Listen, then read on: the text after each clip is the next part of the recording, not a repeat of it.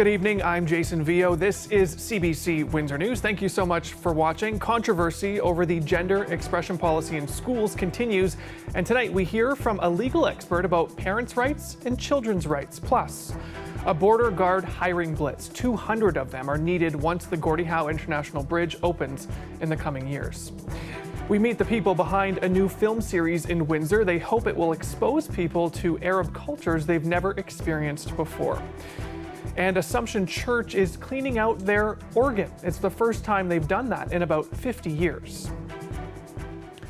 The gender expression policy in schools is divisive and controversial, something that many parents continue to talk about. It allows students at any age to go by any name, gender, or pronouns they choose at school without their parents' knowledge. Last night, both sides shouting at one another in front of the public school board office. Tonight, we get a legal perspective on the rights of children and parents.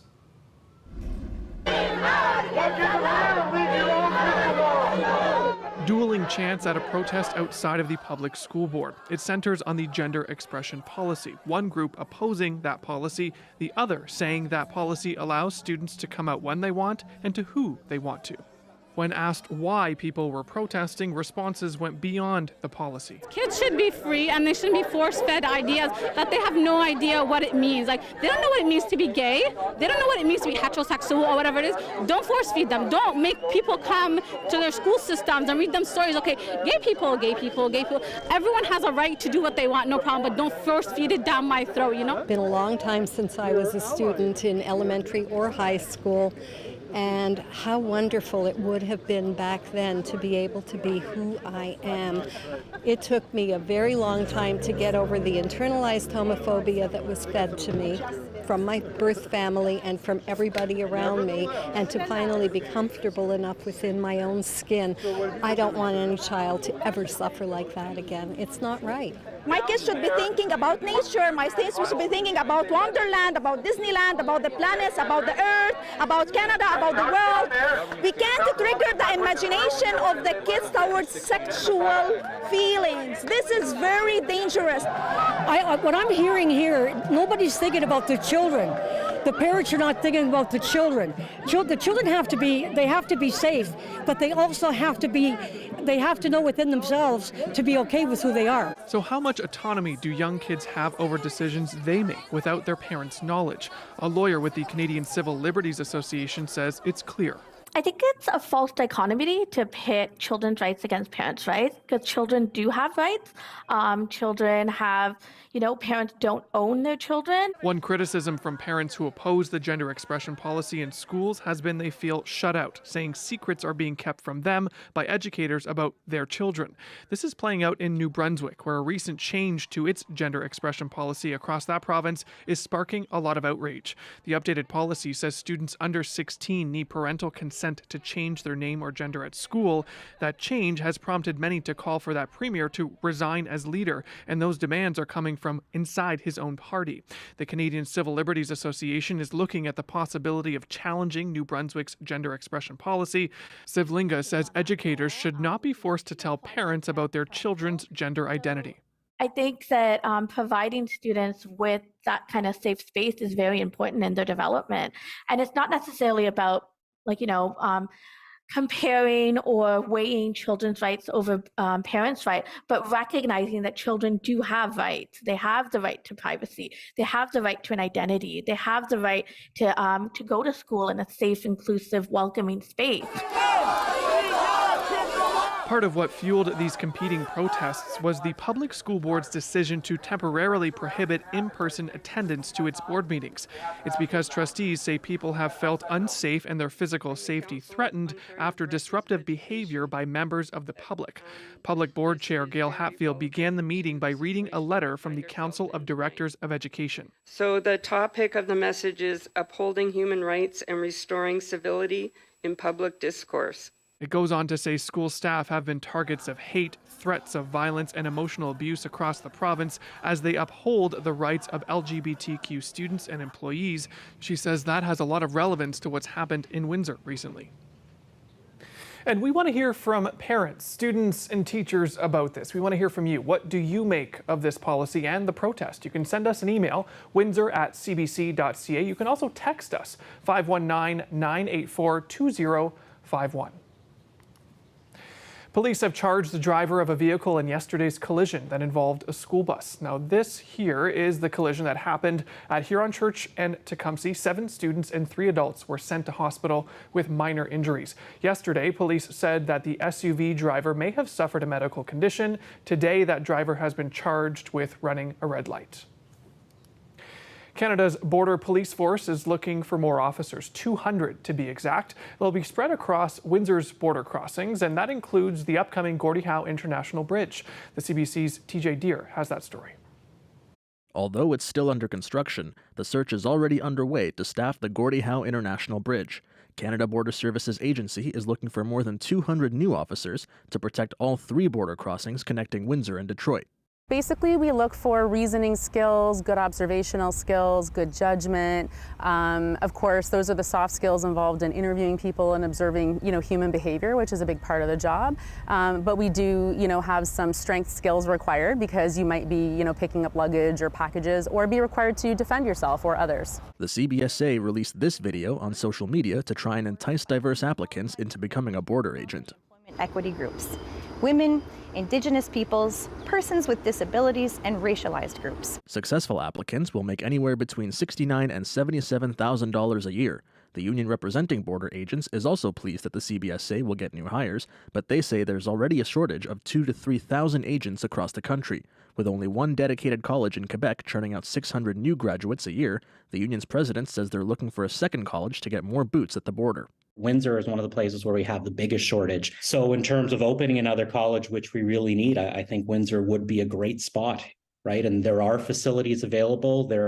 It's there if the will is there to make it happen. St. Clair College is working on solving this problem with their 2-year border services program, where prospective agents are taught basic law enforcement before focusing on border-specific instruction.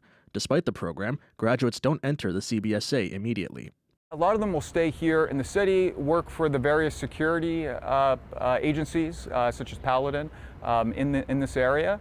Others will try to get a policing job, either with Windsor, with LaSalle. This is the second employment drive pushed by the CBSA over the past year.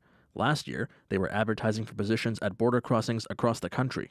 It attracted several thousand candidates, and a lot of them are interested in working in Windsor.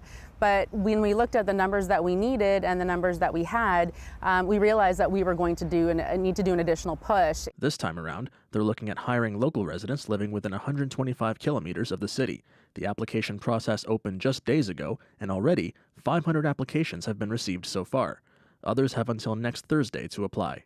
TJ Deer, CBC News, Windsor.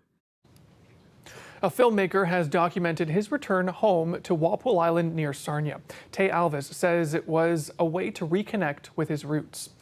The Anishinaabe man says it was a rewarding experience. He connected with family members at Walpole Island First Nation. Alves says he was able to ask questions of his family that gave him a new perspective on where he's from. You can listen to his full interview with Windsor Morning's Nav Nanwa on our website. The film Giwe Returning Home is now streaming on CBC Gem.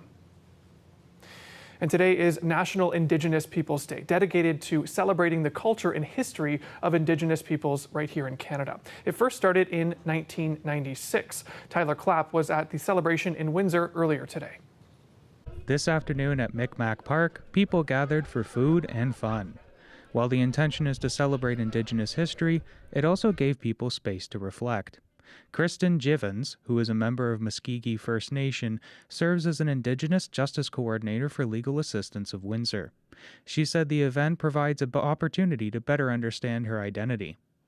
Because there's many agencies that come, many community members, knowledge holders, elders, teachers that come and share in the day today, we're able to learn from each other. So one nation doesn't speak for all, and we're all unique where we come from and our territories and our traditions. So because we're all gathered here today, we get to learn from one another. The event also connected attendees with various community services. These include healthcare providers who use Indigenous practices and legal counsel. It also featured local entrepreneurs offering up clothes, hats, and jewelry. Event organizer Eric Hill says the event gives a chance for visitors to get together with loved ones. It provides a real community reconnection. Sometimes, we're always busy with our lives and we tend not to, take the time to reconnect with, maybe certain friends and family. Others see the day as a chance to cross cultural divides. Cree shaman Stephen Mull, known as Stirs the Fire, says the day provides a chance to open people's minds.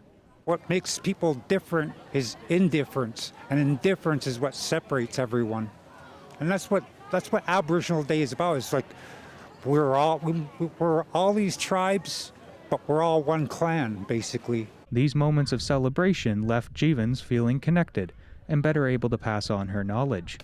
But to see everybody come together on a day like today in honor of Indigenous people, I'm hopeful for the future. Tyler Clapp, CBC News, Windsor.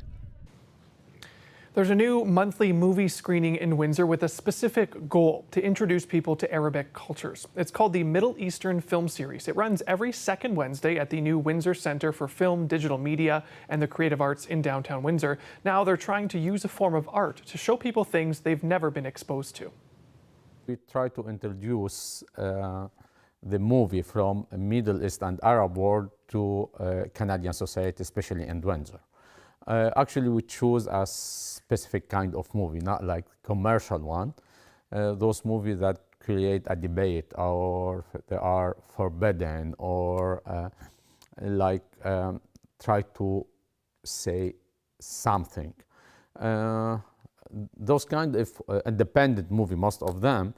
That's why I felt with my friend Rawad, I must give him the credit. He started the idea about movie screening, and we felt like it's so important to make people understand each other through art, not through other political or controversial things, especially in Windsor.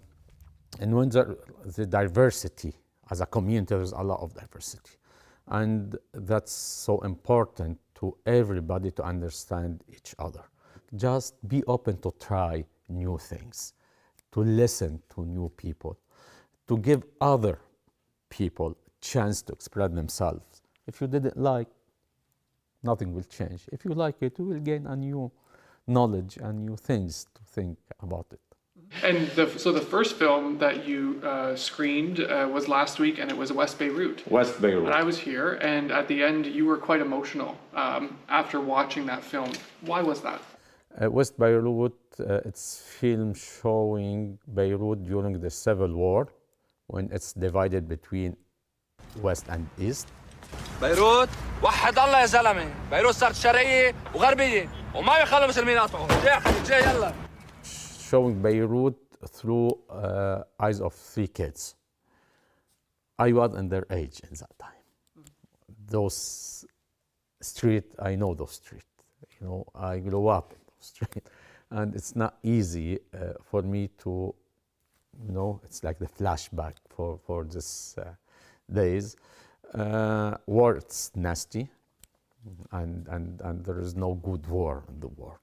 Whatever other politician says, there is no good. War bring death, destroyed everything, hurt people. There's a lot of things we need to open our mind to it.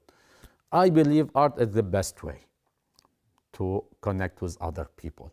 It's less controversial.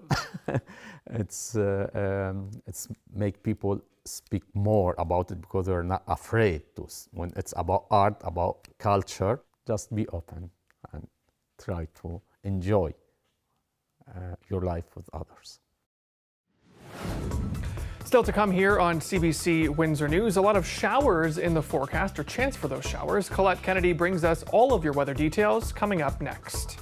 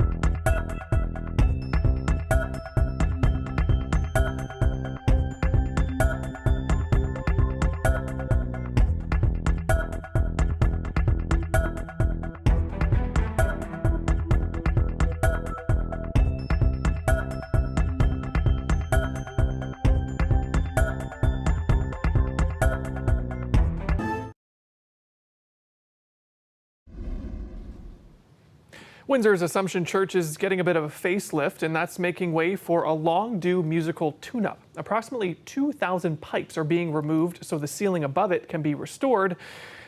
They will be cleaned and the organ tuned, and it's definitely a big job, so we dropped by to take a look at how it's all being done.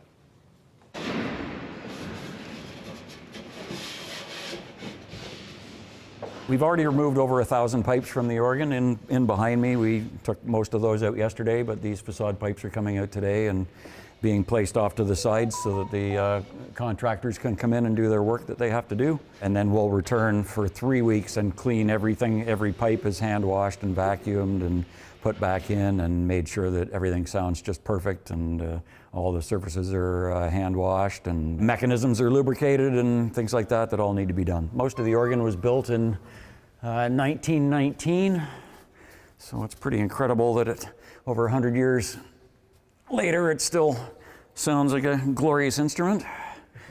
Just needs a bit of TLC, which is what we're working on here with part of the renovation at the church. This is great. I've been working on this organ since last century, basically, and even back then it needed cleaning. So this is like way beyond due, and it's nice to see that the organ will be restored and brought back to its glory, basically, because it has been neglected for a little bit, and it's nice to see this happening.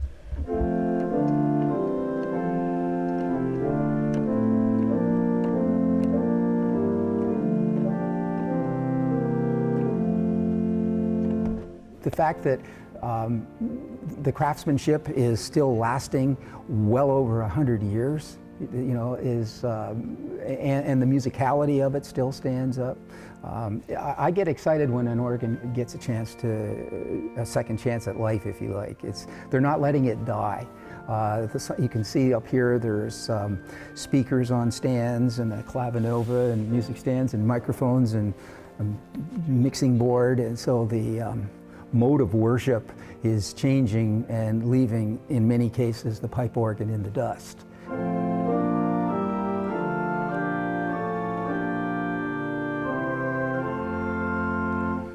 I think an organ can last almost indefinitely. Some of the organs that Bach played are still being played today, you know, with rebuilding and restoration from time to time. You know, there's maintenance that's required, like anything, like houses and cars.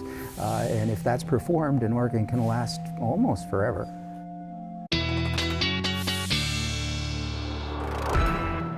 Colette Kennedy joins us now for a live look at weather. Colette, some beautiful sounds coming from that organ as they're kind of cleaning the pipes there, and a beautiful first day of summer as well.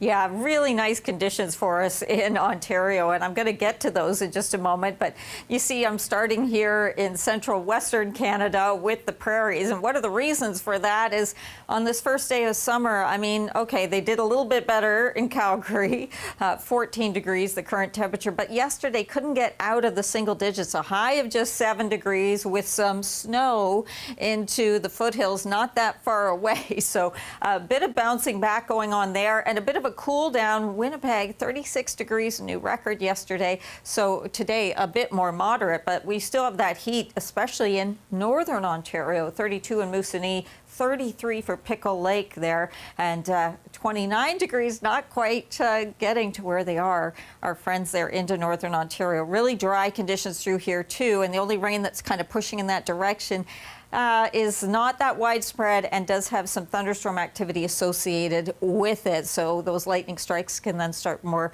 forest fires. So keeping an eye on that situation, and not only looking at the current temperatures, but we know we've got some humidity in here. So the humidex value was up to about 35 earlier. Windsor now 33, but even London feels like 30 degrees at the moment. We have the clearer skies. We're going to deal with those. We have the easterly breeze. Now tonight those winds shift just a little bit northeasterly. As they do, I don't think it's going to pose a problem into southwestern Ontario, but just a little further north, getting up maybe even towards Goderich, but certainly into cottage country, there's some smoke likely dropping back in near surface level, and so the air quality deteriorating at least overnight tonight, tomorrow morning, before it should improve again. There are those lightning strikes I was mentioning, kind of pushing into all of this heat here into northern Ontario, and then this is the system to the south of us where our next best chance of getting some showers coming in north of Lake Erie. And the way that's going to progress is we'll start off with sunshine tomorrow. This is 7 a.m. But clouds will be increasing, and probably as we get into the afternoon, we will become mostly cloudy, and then a slight chance for some showers. I actually don't think much of that moisture is going to make it into our skies, but the clouds certainly will. And the better chance of getting some of these rain showers moving in is going to be more so overnight Thursday and then to Friday. In fact, Friday becoming, although light in nature, a little more widespread. So tonight I've got us at 17. I've just put in for tomorrow morning some of that increase in cloudiness. It may take a little time to get here.